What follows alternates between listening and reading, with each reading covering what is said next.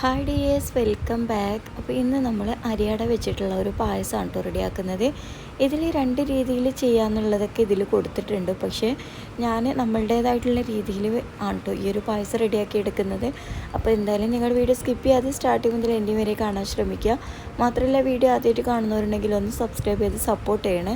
അപ്പോൾ നമ്മൾ ആദ്യം തന്നെ ഈ അരിയട നന്നായിട്ട് തിളച്ച വെള്ളത്തിൽ 1 മണിക്കൂർ സോക്ക് ചെയ്യാനായിട്ട് വെക്കണം കേട്ടോ. എന്നിട്ട് അതിന് ശേഷം ഒരു 2-3 പ്രാവശ്യം കഴുകിയെടുക്കുക.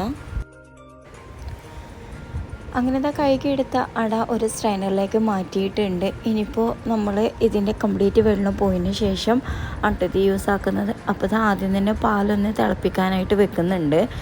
ഇതിൻ്റെ കൂടെ തന്നെ പഞ്ചസാര ചേർത്ത് കൊടുക്കാനാണ് കേട്ടോ അതിൽ എഴുതിയിട്ടുള്ളത്.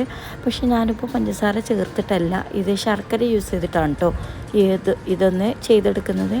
അപ്പോൾ ആണി ശർക്കര ഒരു 3 പീസ് ഇതിലേക്ക് ഇട്ട് കൊടുക്കുന്നുണ്ട്. ഇനിയിപ്പോൾ മധുരം കുറവാണെന്നുണ്ടെങ്കിൽ നമുക്ക് വീണ്ടും ഇതിലേക്ക് ഒരു ശർക്കരയും കൂടി ചേർത്ത് കൊടുക്കാവുന്നതാണ്. അതൊക്കെ നമ്മുടെ മധുരത്തിനനുസരിച്ചാണ് കേട്ടോ ചേർത്ത് കൊടുക്കേണ്ടത്. അപ്പോൾ ഈ ഒരു ടൈമിൽ തന്നെ ചേർത്ത് കൊടുത്താൽ ശർക്കര ഇതിൻ്റെ കൂടെ തന്നെ അങ്ങനെ മെൽറ്റ് ആയിക്കോളും. എന്നിട്ട് നമ്മൾ കഴുകി വൃത്തിയാക്കി വെച്ചിട്ടുള്ള അട ഇതിലേക്ക് ഇട്ട് കൊടുത്തിട്ട് ഒന്ന് വേവിച്ചെടുക്കുക.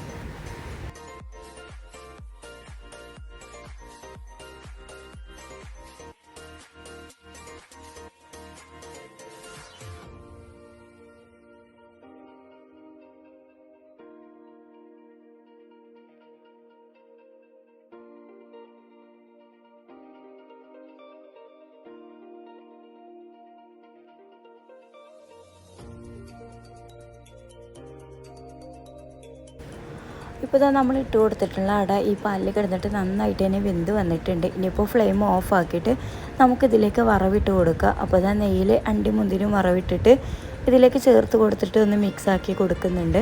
അപ്പോൾ നമ്മുടെ സ്പെഷ്യൽ പായസം ഇവിടെ റെഡി ആയിട്ടുണ്ട്. അപ്പോൾ ഈ ഒരു റെസിപ്പി ഇഷ്ടമായി ലൈക്ക് ചെയ്യുക, ഷെയർ ചെയ്യുക, നിങ്ങളുടെ അഭിപ്രായങ്ങളൊക്കെ താഴെ കമൻറ്റ് ചെയ്യുക. അതുപോലെ തന്നെ സബ്സ്ക്രൈബ് ചെയ്യാതെ കാണുന്നവരുണ്ടെങ്കിൽ ഒന്ന് സബ്സ്ക്രൈബ് ചെയ്ത് സപ്പോർട്ട് ചെയ്യണേ. അപ്പോൾ ഇൻഷാ അല്ലാഹ് അടുത്ത റെസിപ്പിയുമായിട്ട് നെക്സ്റ്റ് വീഡിയോയിൽ കാണാം. അതുവരേക്കും എല്ലാ കൂട്ടുകാർക്കും ബൈ. Thank you.